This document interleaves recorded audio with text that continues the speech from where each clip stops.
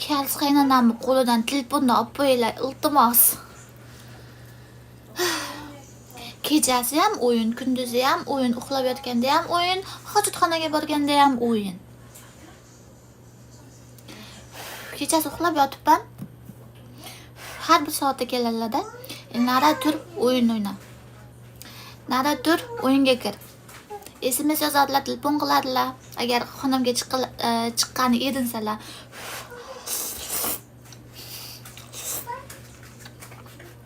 Shu o'yinga mukkasidan ketdilar, точно.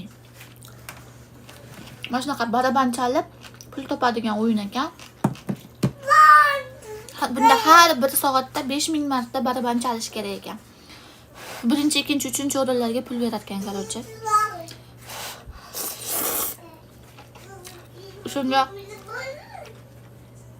uyqu yo'q kechalari. Qorayib yotibdi. Shunga video ham yaxshi chiqara olmayapman, videoga ham ola olmayapman. Faqat o'yin o'ynab turyapti qaynonam. Keyin bu o'yin faqat Koreyadagilar uchun. Menimcha Koreyada yashaydiganlar bo'lsa kerak. Boshqa davlatda bunaqa o'yin borligini eshitmaganman. Agar yana kimda kim sizlarga ilmari o'ynaydigan o'yindan ustanovka qilib beraman deb yolg'on gapirib pul berdik deydigan bo'lsa, ishonmanglar. Bu faqat Koreyada o'ynaladigan o'yin. Er ostidan pul beradi.